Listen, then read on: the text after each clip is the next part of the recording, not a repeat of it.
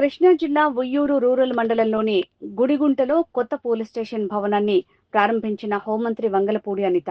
హాజరైన మంత్రి కొల్లు రవీంద్ర, ఎమ్మెల్యే బోడే ప్రసాద్ తదితరులు. ఎక్సైజ్ శాఖలో సమూల మార్పులు, సంస్కరణలు తీసుకువస్తోన్న కొల్లు రవీంద్ర గారికి అభినందనలు. 2014-19లో చేపట్టిన పనులు గత ప్రభుత్వంలో ఆగిపోయాయి. ఇప్పుడు మళ్లీ కూటమి ప్రభుత్వమే ఆ పెండింగ్ పనుల్ని ఒక్కొక్కటిగా పూర్తి చేస్తోంది.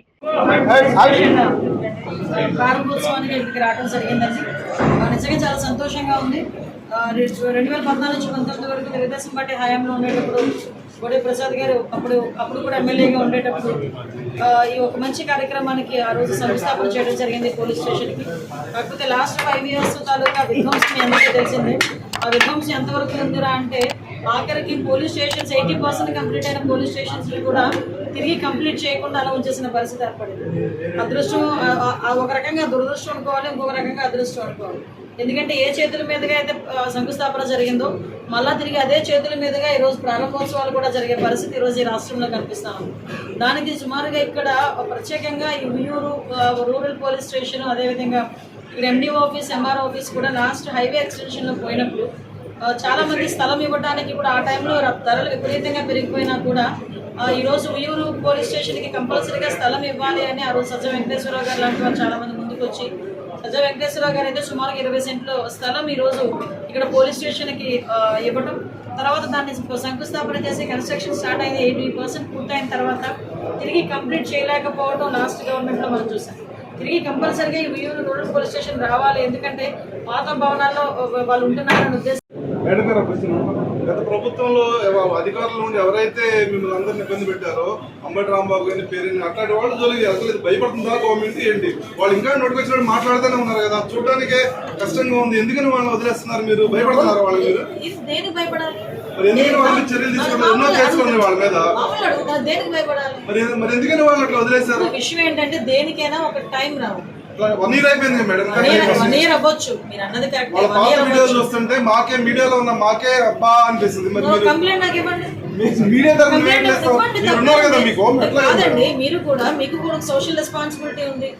మీకు కూడా మీరు అందరూ కూడా పత్రికా విలేకరులు, సారీ టు సే, మీకు కూడా సోషల్ రెస్పాన్సిబిలిటీ ఉంది. కంప్లైంట్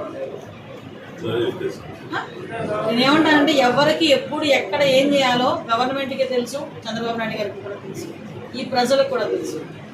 దయచేసి బాగే వాళ్ళు బాగుతూనే ఉంటారు, వాళ్ళ నేచర్. అలాగని వదిలిపెట్టే పరిస్థితి అయితే ఉండదు.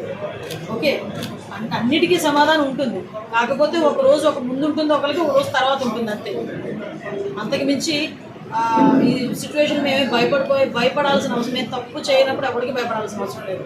అందులోని మా నాయకుడు చంద్రబాబు నాయుడు గారు, మా ఎన్డీఏ కూటమి పవన్ కళ్యాణ్ గారు, మోడీ గారు ఉన్నంత వరకు మేము ఎవరికి భయపడాల్సిన అవసరం లేదు. మేమే కాదు, మా డిపార్ట్మెంట్ కూడా ఎవరికి భయపడాలి.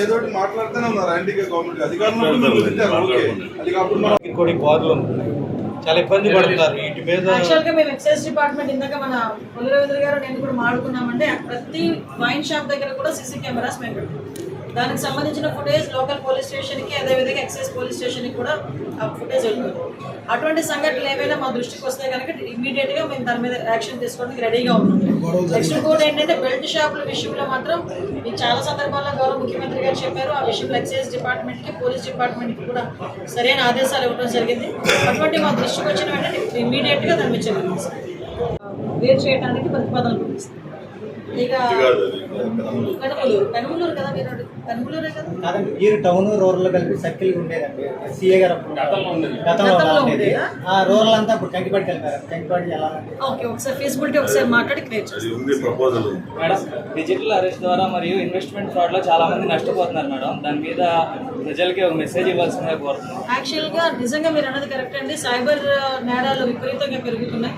సైబర్ నేరాలు పెరగటం వల్ల పెరుగుతుంటే మీ అబ్జర్వేషన్ కూడా ఏంటంటే చదువుకున్న వాళ్ళు కూడా ఈ బాగా ట్రాప్లో పడుతున్నారు. కంపల్సరీగా అవేర్నెస్ పెరగాలి. చాలా మంది బెట్టింగ్ యాప్లకి, డిజిటల్ పేమెంట్స్కి, వీటికి అంటే కొంత ఒక రకంగా చెప్పాలంటే వాళ్ళు తీసుకున్న తర్వాత వాళ్ళు తిరిగి రీపేమెంట్ విషయంలో చాలా ఇబ్బందులు పెట్టడం వల్ల వాళ్ళు సూసైడ్లు చేసుకునే పరిస్థితి కూడా కనిపిస్తాం. దయచేసి ఆ విషయంలో చాలా మంది అవగాహన కలగాలి. అటువంటి వాటికి ఎట్టి పరిస్థితులు ప్రలోభాలకు లొంగకూడదు. అటువంటి వాళ్ళు ఎవరైనా వస్తే కనుక నియర్ బై పోలీస్ స్టేషన్కి కూడా వాళ్ళకి కంప్లైంట్ చేయాల్సిందిగా కోరుకుంటున్నాను. ఇంతకు ముందు కంప్లీట్గా వాయిస్ కాల్స్ వచ్చేది, మేము ఎంత అప్పిస్తాము. మాక్సిమం దాన్ని సెంట్రల్ గవర్నమెంట్ స్టేట్ గవర్నమెంట్ కలిపి కొంత కంట్రోల్ చేయగలుగుతుంది. కానీ ఇంకా అటువంటివి ఏదైనా వస్తే కనుక నియర్ బై పోలీస్ స్టేషన్కి కూడా కంప్లైంట్ ఇవ్వండి. ఎట్టి పరిస్థితుల్లోనే ఇటువంటి ట్రాపుల్లో పడకూడదు, ప్రాణాలకి అనవసరంగా పోగొట్టుకోకూడదు.